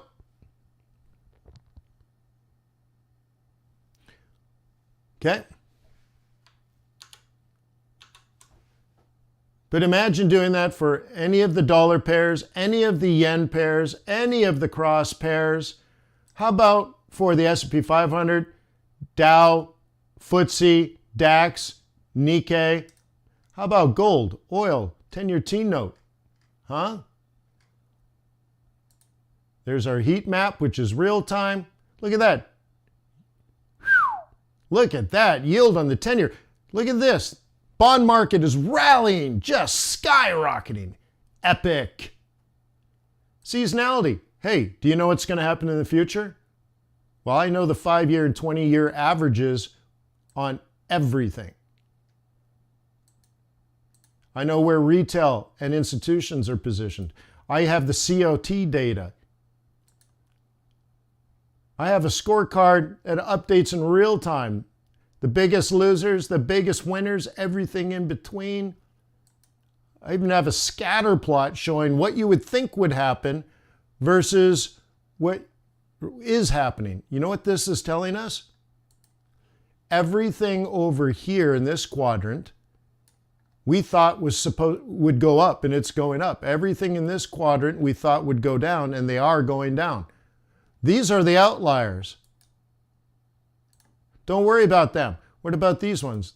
Well, there's a lot of outliers there, but don't worry about them. Those are probably the neutral ones, but none of us, every single one of these red dots we thought would fall. We, meaning analysis, economic data would suggest all of these would fall, and they are falling. The lower they are, the more they're falling. These ones are only down 0.5%. These are down 2%. The thing is, the economics would suggest they would fall. All of these are up 0.5% to 1%, but that's what was likely to happen, and we knew that in advance. Cool. Okay? Volume, volatility. These are the currencies. These are the stock markets. These are the strongest trends. You can sort them. Okay? You can sort them. See, this isn't a web page. This is the Google Cloud, gathering all this data and organizing them in real time, but then comparing the data to each other and then scoring them. Every asset class, every country. Oh my God, looking 5 to 20 years in advance. Now, Shug says, you're already a subscriber at QuantBucks. Yeah, but you can attend. You're going to like the presentation. Yeah, certainly attend, because I'm going to show you why it's important.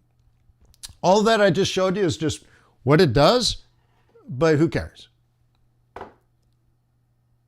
So yeah, join. Yeah. Come to the event. You'll love it.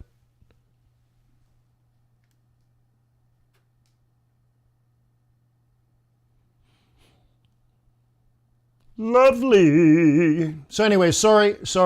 I'm passionate. Okay? I'm passionate. I'm sorry. If it's too much, I'm overwhelming you. It's our first date, and I'm proposing marriage. Too much. But, okay? We have a red candle now.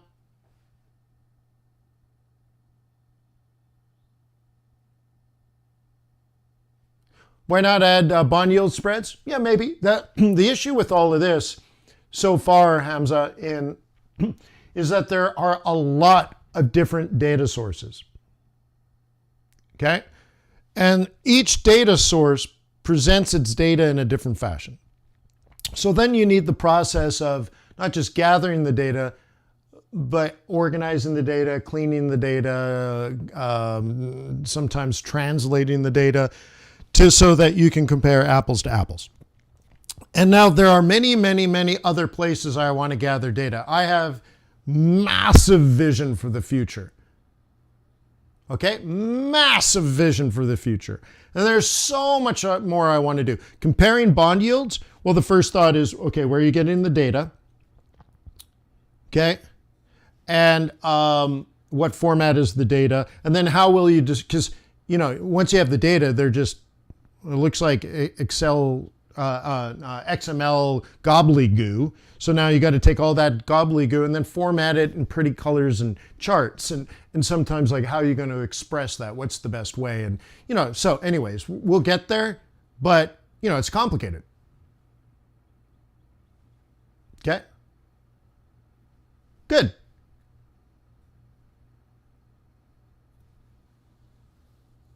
Good. Hey, well, send me an email. Maybe we can work together. Okay. So by the way, guys, look at this.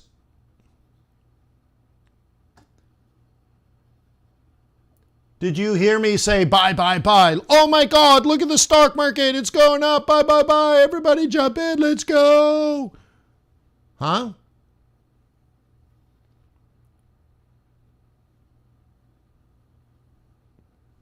Do you guys appreciate that I didn't say go, go, go?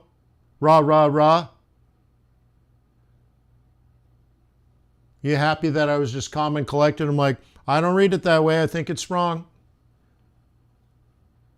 That's not how I interpret it. That's not my vision.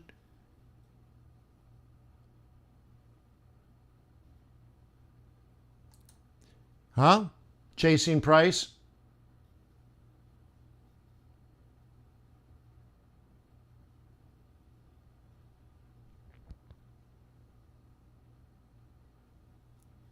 Are you talking about Zoom, the stock? Oh,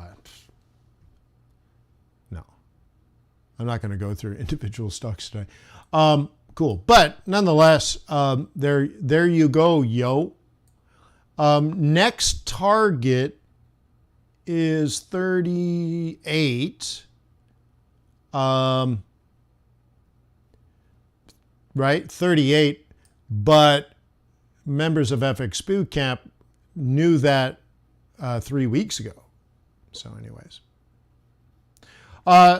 J-Man says, don't buy Zoom, right? Well, what I did, I actually canceled my Zoom membership, my subscription to Zoom. FX Bootcamp now has that technology built directly into its site. And members, right? Like Maida, one of our members the other day, she created a meeting for people that want to get together after this event. They're going to get together and review their trade plans for the week. How did it go? How do you feel? What are you doing right? What are you doing wrong? They're doing a group meeting without me. Like FX Bootcamp's great. So all of a sudden they're just, you can create an event and now you got like a Zoom meeting, but all embedded inside of FX Bootcamp. It's really cool. Yeah.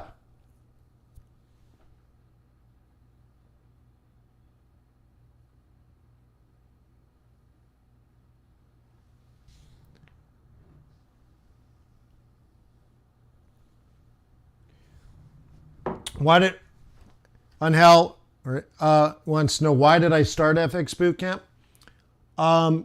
20 years ago, when I first started trading, Amazon.com hadn't been created yet. There were no books on Forex at the bookstore. Never met a Forex trader. I knew some wealth managers and stuff like that. But I ended up quitting my job as a venture capitalist. So I had my dream job. So here's my origin story. I had my dream job. Our company had about 300 employees. We owned 2 entire floors of a building in downtown, south of Market, San Francisco, right next to the Fed, San Francisco Fed, like literally the building next to the Fed. I think we're on about the 21st, 22nd floor. My office had 3 giant windows. I had a view of the San Francisco Bay, Treasure Island, and the Bay Bridge. I used to walk to work along the waterfront in the morning. When I ate lunch, I'd eat lunch out on a pier, and the same seagull would visit me every day. I mean, dude, I was happy. And I was meeting with 3, 4, 5 entrepreneurs a day, listening to their pitches. I'd fly them into the office. If they had prototypes, I'd bring that in. We'd hire consultants to get feedback and reviews. I had a marketing team so we could do market research. And then we had a huge department of PhDs and quants to do other types of research and all that kind of stuff. And if I felt like I wanted to make an investment, then I would build a big presentation, take it to my investment committee and pitch them and get the review board, get the directors on board. And I ended up doing about 100 deals. Like, I was happy. Like, this was Shark Tank, but for real, so to speak. I had 2 assistants, so every morning I'd walk in, and on my desk there would be about 5 or 6 portfolios. In them were the patents and the research and notes on the screening interviews with the entrepreneurs. Like, dude, I was happy. But I quit that. I quit the whole thing and became a full-time Forex trader, trading out of my home office.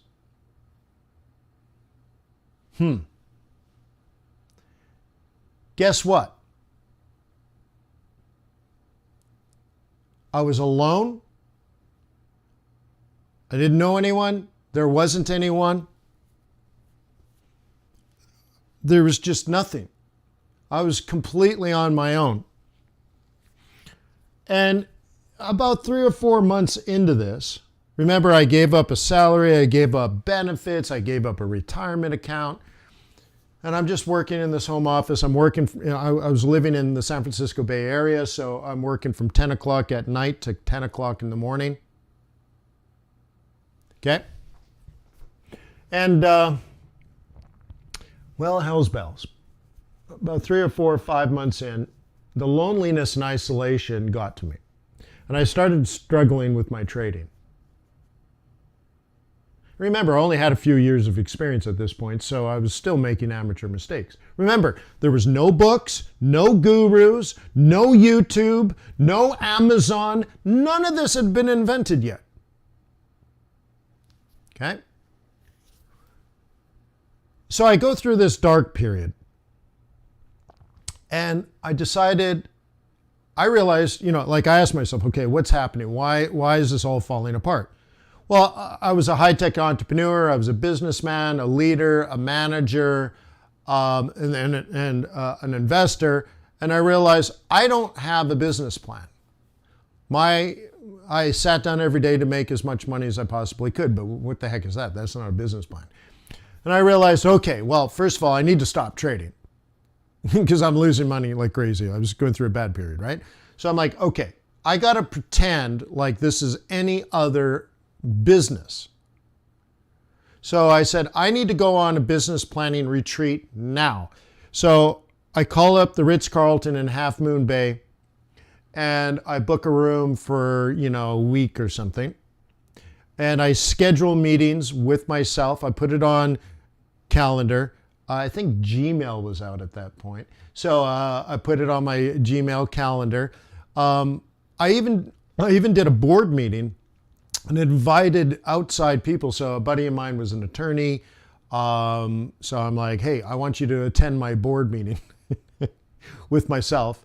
And so he called in and all that kind of stuff. And I spent this week at the Ritz-Carlton Half Moon Bay doing a planning retreat for my Forex trading business. And I did everything you would imagine. Opportunity, SWOT analysis, right? Strengths, weaknesses, opportunities, and threats. And a couple of things in there came up, and I realized every time I had been successful before. Because remember, my previous company got me on. I've been interviewed by CNN. I was in the National Post of Canada. I was in Tech Week. I was on the Hot Startups issue of Inc. magazine. Like I had some. I was somebody, right? right? Before Forex, I was somebody. So I'm like, so how do I find all that success? What did I do when I ran a company of 3,000 people? What did I do that led to success there? And what am I not doing now in Forex? And one of the things I realized, to answer your question, and Angel, on how, is I realized in the past I always surrounded myself with successful, like-minded, driven people. So I thought about this. I don't know anybody, not one living soul, trading Forex. And Forex, as you know, retail Forex was brand new. I mean, brokers were being run out of dorm rooms. I'm telling you, nobody knew anything about Forex. The only source of Forex information I had was FXStreet. And yes, that's a plug, and yes, that is the truth. The only source of information. You couldn't just go, you couldn't go anywhere except FXStreet. There was no other source of information, right? So anyway, so I thought about this. What am I going to do? What am I going to do? What am I going to do? I need to find driven, focused, like-minded people. I need to do something. And one of the companies I had worked with in my early days, in my investing businesses and stuff, was companies that were using, we called them voice over IP conferencing. And some of the newer stuff was integrating screen share. But it was very, very, very new. And I'm like, oh my God, you don't share a PowerPoint, because that's what they would say. Share your PowerPoint. It never said share your screen. So I said, oh God, I know what I can do. I can scour the internet looking for Forex traders. Hello? Hello? Do you trade Forex? Hello? And I'm like, I want to hang with you. I want us to work together. And I had spent quite some time learning a lot of mistakes. So I'm like, at least I can show people the mistakes and maybe a few things I've learned. And I can get them to hang with me if I just show them what I'm doing. So I started to do that. And then one day, so I did various things, found a group of people. Pretty soon we had a community. And then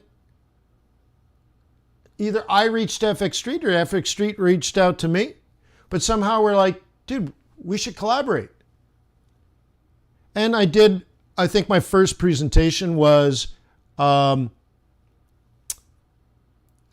ways to lose your lover. How to get out of a losing trade. So I talked about risk management. And I did another one after that. I don't remember what it was. And then one day we get together. The leadership, the founder and everybody, their team of, I think about 3 of us. We get together and we're like, oh my God, let's use the software that I was doing sharing with. Okay? They're like, let's use that software, which, by the way, I used to pay for. I paid for it. Even for the FXStreet live streams, it cost me $1,500 a month, I think, to do that event. And anyway, so we're like, let's just work together. Let's do an event, and you'll show your screens live, and you'll teach people the good and the bad and the ugly of trading. And so we're like, so what should we do? When should we do this? All that kind of stuff.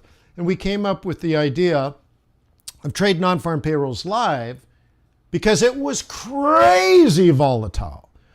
But I wasn't the guy to go rah, rah, rah, go, go, go, trade, trade, trade. Let's all get rich quick. Models and bottles, baby. I was sharing reality. I mean, I was a grown adult. I don't think that way. I'm not a child, right? So I'm like, that's not me. That's not how the pitch. So we decided on doing non-farm payrolls live because it was so volatile. And, you know, now a year or two has gone by since I started FX Bootcamp, and FXStreet is now probably in year 5 or something like that. And scam artists and scumbags were entering the market, promoting their get-rich-quick BS. And they loved trading on-farm payrolls. So all of a sudden you'd get spam, and it would say, how to make $10,000 in 3 minutes trading Forex. And they're showing you like non-farm payrolls, and like, boom, and the market would jump 400 pips in a minute. And they're like, see, you get rich quick. And so I talked about this with FXStreet. I'm like, look, let's do this. If we do non-farm payrolls, it's going to be difficult to trade because the volatility is ridiculous. But it would be exciting. Meanwhile, I will teach people the reality of trading Forex. And I want to show people how to be a conservative, disciplined,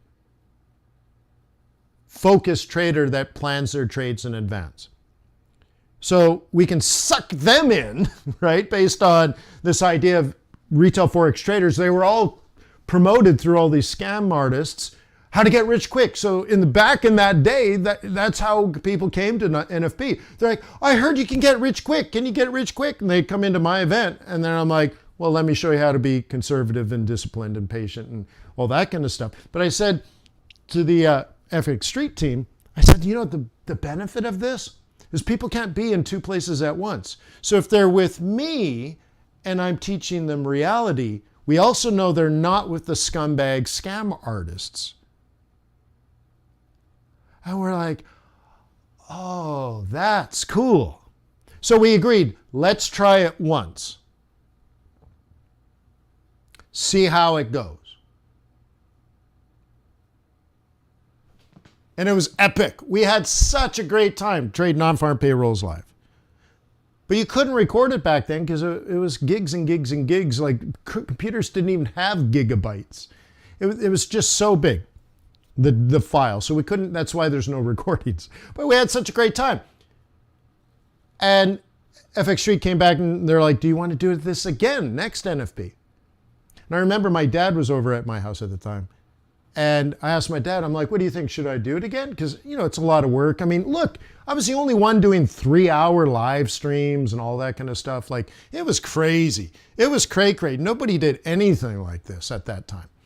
So I asked my dad, I'm like, should I do it again? And he's like, you should always do it. You should never stop, my dad says. I can see him sitting in the chair in my living room. He's like, son, you should just keep doing it. Okay?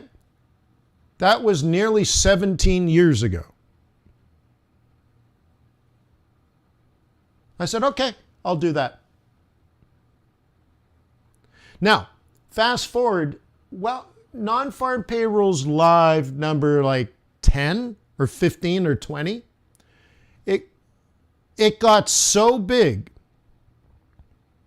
that we blew out the host, the software host, the webinar host, Hotcom. Hotcom blew up. The whole server crashed. Yeah. So anyway, lots of things happen. They increased their service and stuff. And then I remember I was actually in Chicago for this one because I was speaking at a conference in Chicago. I believe that's when I met Jim Rogers, actually. That's kind of interesting. I was trying to figure out that. I think that's it. I was in Chicago.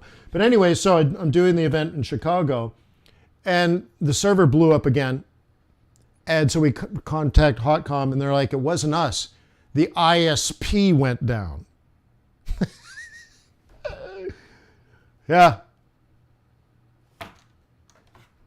So anyway, so what an amazing history. So why do I do these things?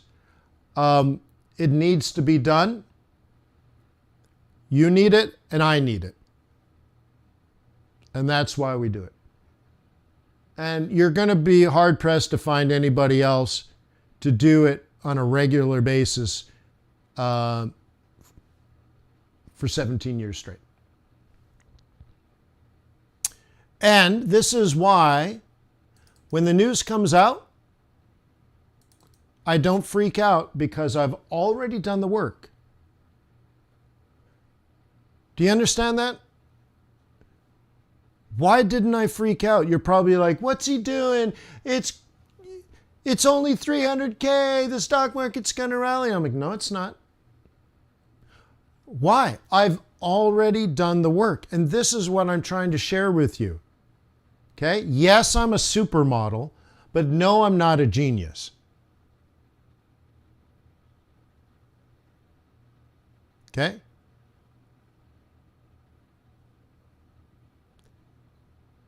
I've done the work. You can't imagine how much work I've already done. I know exactly what I think. Now, I don't know the future, and I don't know what other market participants are going to do. I don't know the future. I don't have a crystal ball. But I can tell you with 100% certainty, I know exactly what I think because I've done thousands of hours of research recently.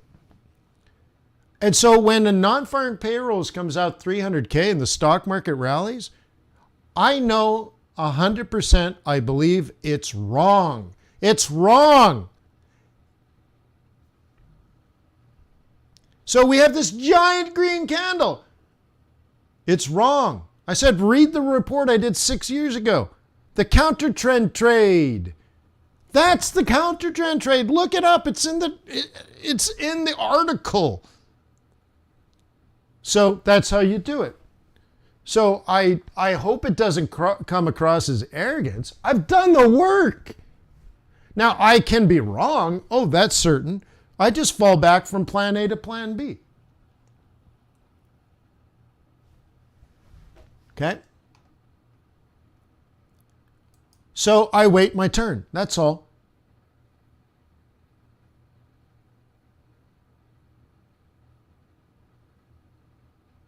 Okay? But thank you guys, because think of it.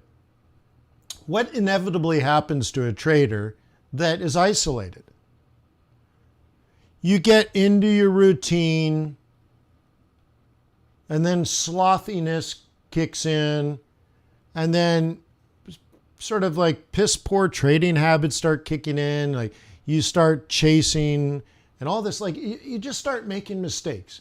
Inevitably, it's very, very, very, very difficult to stay razor sharp. Can you imagine being a professional basketball player playing 150 games a year? Or a baseball player playing 150 games a year? Or a golfer golfing every Saturday without a break? Right?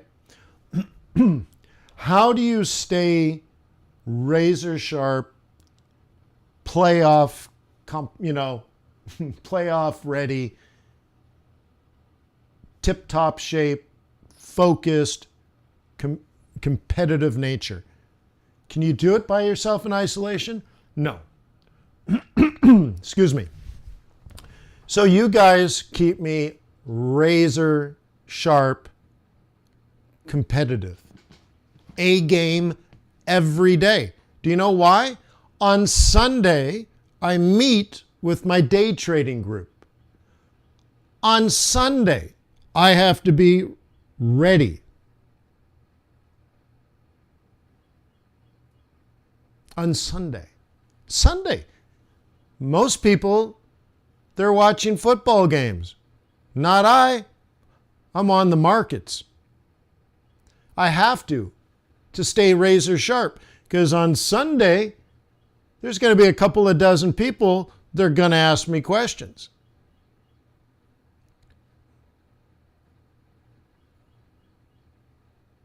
Okay? I can't have Sundays off. Now, on the flip side of that, for those that are learning how to trade, first of all, you're like, oh my God, really? You got to be trading Sunday? And guess what? Dozens of people show up. They're not working Sunday either. Why? Well, they're paying money, of course, to have a coach. So they're like, I want to watch a football game, but I got to knock this out. It's going to be less than an hour, probably only 45 minutes. So I got to go do this meeting. I got to go look at the Asian session. You know, Asia's opening up. Australia's going to be open. Tokyo's opening. Shanghai's opening. Got to get some gold going. So you have to leave the football game a little bit and show up and do your job as a professional foreign exchange trader. And we all know it's difficult. And we all know it takes sacrifice. You might be at a barbecue with your buddies and you're like, I got to go. And they're like, go? Where do you got to leave? It's Sunday. Stay, have a burger and a beer. You're like, no, I got to go trade gold out of Shanghai. And boy, you get respect for that. And they're like, really? Yeah, I got to go. I got responsibilities. And off you go for the Asia Open and you're hanging with me. So now you're razor sharp. I'm razor sharp. We keep each other razor sharp. And think of just the benefit of that. You don't want to go to the gym, but you're paying a coach. So you might as well go to the gym. You don't want to, but you might as well go because you've already paid for the coach. If that's all I do for you, it's worth it.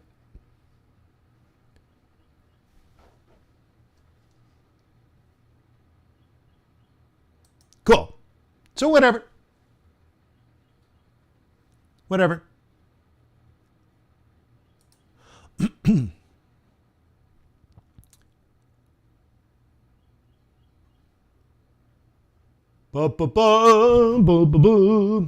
So the stock market is now open, and that's why we got red on the screen.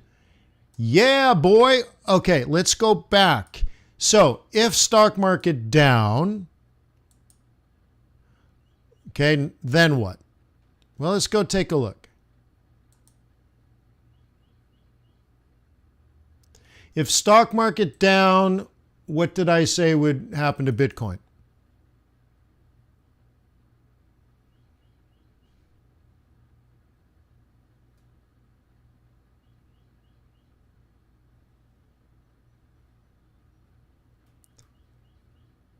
Come on, everybody. I know you know, and you know I know that you know, so it is common sense, but you're talking to your subconscious when you type it. It's important that you actually respond. You're responding to yourself.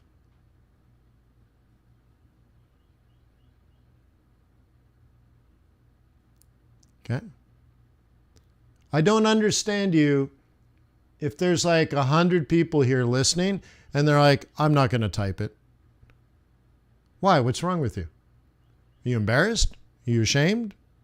Are you scared? Nobody can see you. Nobody cares about you. They care about themselves. Talk to yourself. Okay? Remember, yes, you're Maverick, but you're also Goose. Did you realize Goose is just Maverick's alter ego? His subconscious? His Jiminy Cricket?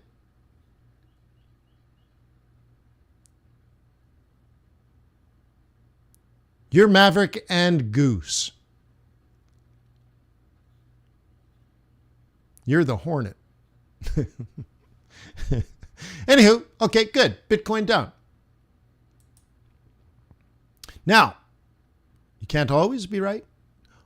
What did I say would happen to gold? I said gold would go down. Okay, let's look at this. How do we do this? Let me do this in real time here. How do we do this if you're a bear? I'm trying to fit this in here. Okay. All right. So if I can grab this, oh, I guess I got the wrong side. Okay. We know this to be a price. This is the right price to sell gold. And we think there's a high probability of gold falling based on current market conditions. So do you sell this? No. It's the right price, but it's not the right time. Remember, all this chart tells you is price over here and time down at the bottom. You have the right price, but it's not the right time. So let's now drill in as bears. When do you want to sell this? When you see a reversal pattern.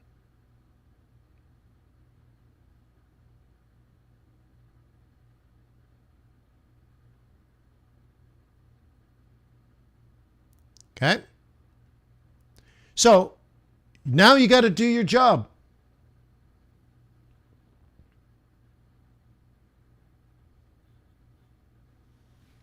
Okay? Thank you, everybody, for answering. I do appreciate that. Oops. So now you wait. You wait, you wait, you wait. You wait, you wait, you wait.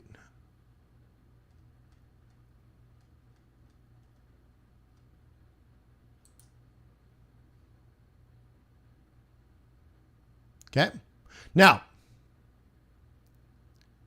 one way to have avoided this, see, I was short after this, I was short after this, I was short after this, I was short after this, I was short after this, and I was even short after this, and then I was short after this.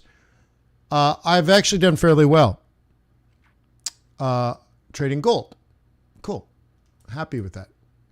Now, I'm only a bear, and do you know what? I've even used gold to hedge. I use gold to hedge because at Trader's Way, I don't know about your broker, Trader's Way actually pays you money to be short gold. It's awesome. Tradersway.com is awesome. Pays you money to sell gold. So I like to sell gold. Anyways, here's the thing. How do you avoid that big up? Check this out. If you do quantitative analysis of the macroeconomic data, it's neutral, son.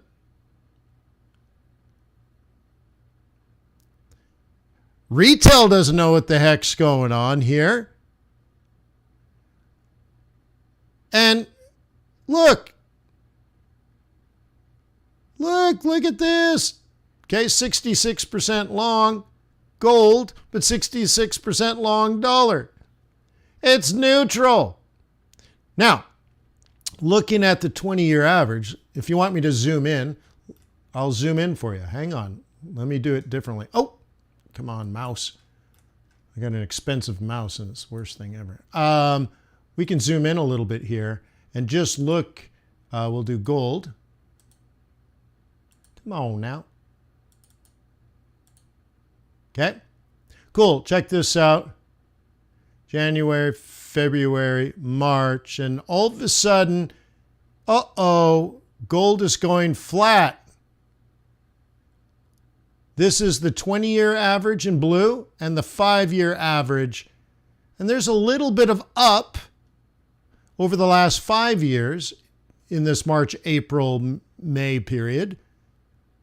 So as we approach the second quarter, over the last 5 years, it's tended to go up. Over the last 20 years, it tends to move sideways for 6 months. So you know what it says to me? Going all the way back. Let me just close these so I don't have to scroll so much. Close, close, close, close. Okay, you know what this says to me? Stop selling. And I'm out of gold as of 3 days ago.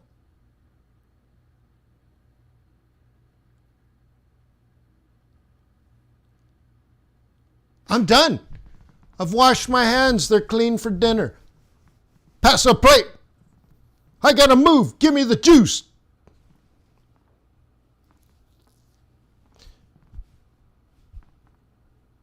Okay. Oh, God. I don't have a crystal ball, but that's pretty close. So you can have it, son. So this time, by the way, we have the stock market down. Okay.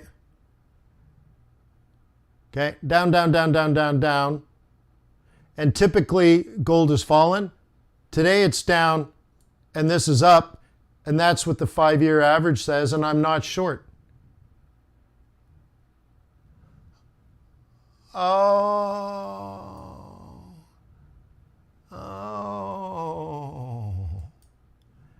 And there's those moving averages for you. Oh, we just hit our target. Yeah. Look at this. So 38.74 is the projected bottom for the week. And we just hit it to the penny and stopped.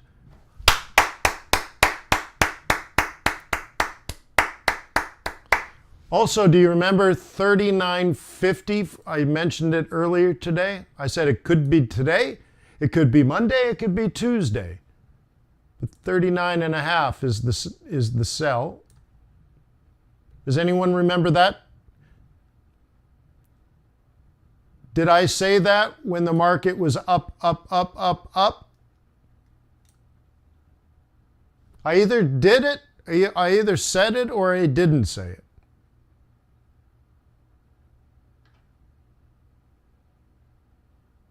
I said, I'm going to take the high ground. I'm going to ambush. I said, I'm in front of the market, not behind it.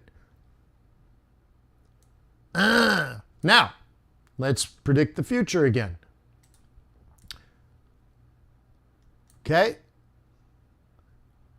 That predicts 37.5.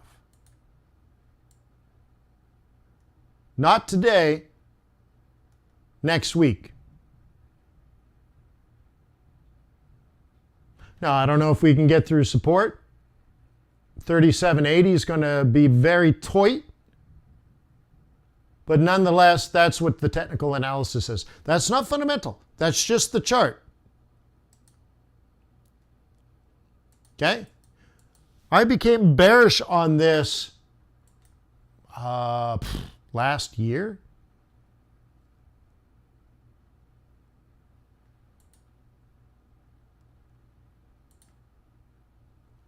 Okay. Cool. Oh, nice. Ooh, nice.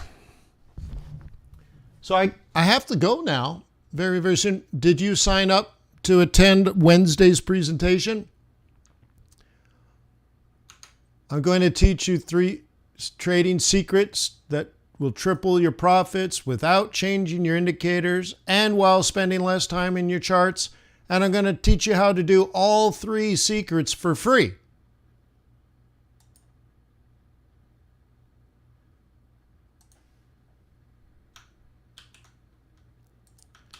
Okay?